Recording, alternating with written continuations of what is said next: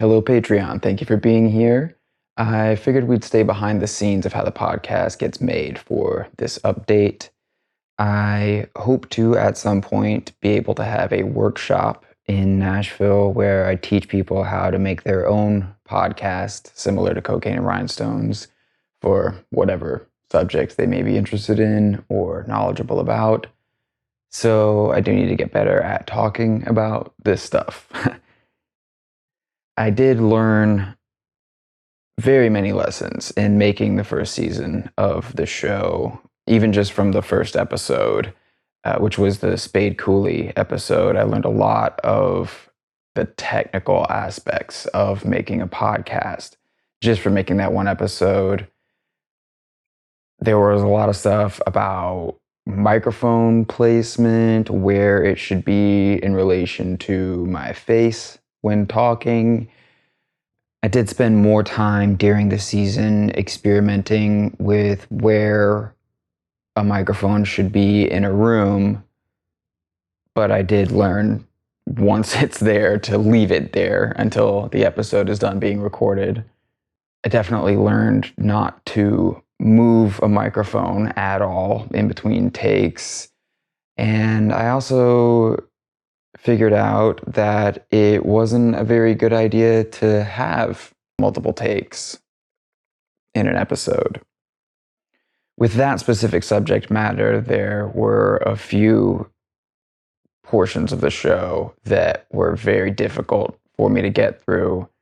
Multiple takes seemed like a good idea with how many breaks I was having to, sit there and psych myself up into being able to talk about these things, into being able to read these things out loud in a steady voice.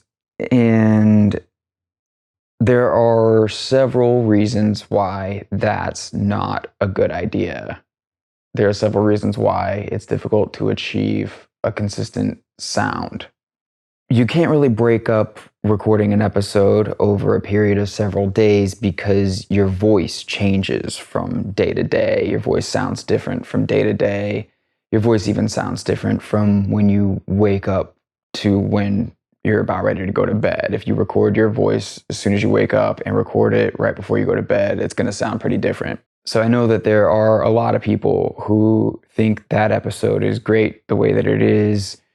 Obviously, I thought it was good enough to put out with the disclaimer that it was my first attempt at making an episode of a podcast. If I thought it would have been easier for me to get through reading all that stuff out loud again, I probably would have made a whole second pass at the entire episode. If I had to do it all over again, I know the finished product would be better, starting with how the script itself was written, because I had sort of taken it one section of the episode at a time, which is another reason why I thought it made sense to just record one section of the episode at a time.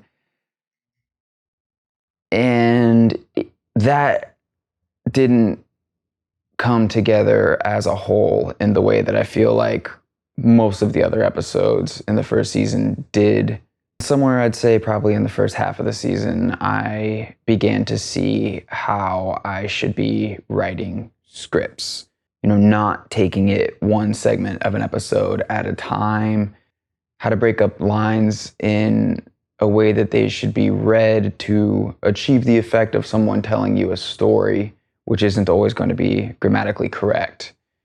If you're sitting there trying to read paragraphs, it's going to come out one way, going to be a lot different than how it would come out if someone was just telling you a story, which is more like how I'd want it to sound.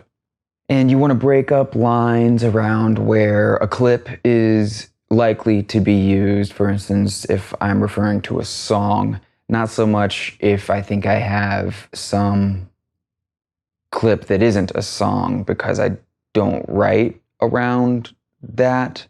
I'm not going to write a sentence that wouldn't be there just because I know I can find a clip of a president giving a speech or something like that. And one of the things I found out was that 1,000 words in one of my scripts translates to roughly 10 minutes of time in the finished episode.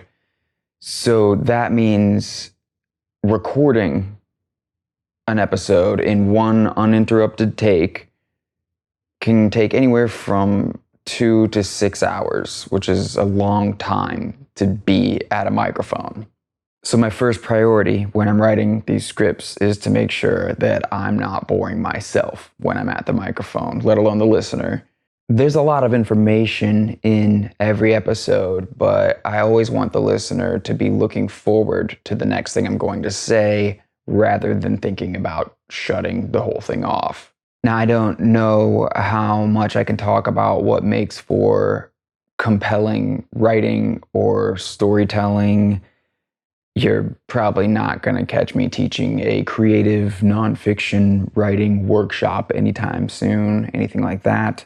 One thing I do know, though, is editing is at least as important as writing for me. I can spend a whole day typing stuff out and get a few thousand words sometimes even. There's no telling how much of that will actually be in the finished version of the script after all the editing has been done. Because the other thing about editing, unlike recording the narration, is that it doesn't have to be done in one marathon session. It can and probably should be broken up into multiple sessions. So it's worth the time for me to make those marathon recording sessions easier on myself by going in with a carefully edited script. I'll set up a microphone by the computer, I'll put headphones on, and I'll actually read out loud just to myself while editing the lines that I take with me into the session. Because if it turns out I've worded something in a way that's too awkward for me to say out loud or doesn't flow well, I'd rather find that out ahead of time and be able to fix it instead of discovering it on hour 3 of a 6-hour recording session. It's very frustrating to hit a speed bump like that, several hours deep into something. Because at that time, my only real option is to try to improvise something off the cuff, which is still factually, historically correct. That usually means coming up with several variations of the line that I'm hung up on, so I have options when I'm in that headspace. It's very easy to get a date mixed up. It's very easy to say an incorrect song title.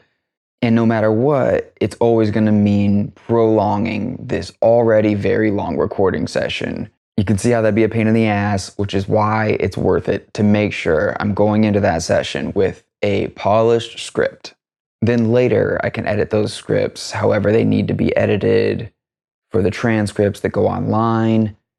It usually doesn't take very much time to get those into a format that is more conducive to reading than listening.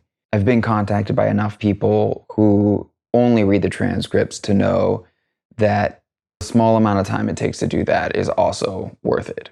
One other thing is last weekend I picked up a short notice gig DJing a party at the Billy Reed Shindig in Florence, Alabama, which, if you don't know, Florence is where George Jones lived during one of the darkest periods of his life. So it was worth it to me to go just to take that drive from Nashville and back and sort of just see what he was seeing when he was in the middle of all the stuff you'll be hearing me talk about in the second season. Went down there on a Saturday night, caught Margo Price headlining set. She sounded better than I've ever heard her sound. And woke up Sunday to a real heavy rainstorm, which meant the party I was there to DJ got canceled. So came back to Nashville. Since I already had a box of records picked out and packed, ready to go, I went ahead and found another spot to do a DJ gig, and I'll get the list of everything I played up on here as soon as possible for all the $5 a month supporters. I think next month I'll get into talking about the Nashville A-Team.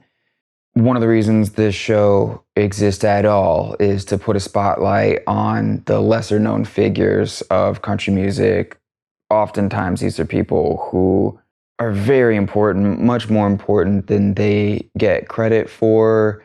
But talking about the A Team is also a really good excuse to get into how often the stories I'm telling are connected, because these players were in sessions with so many of the major artists I'll be discussing. And it's a good reason to talk about how I approach deciding what stories to tell at what time. Y'all take care of yourselves, and I'll see you back here next month.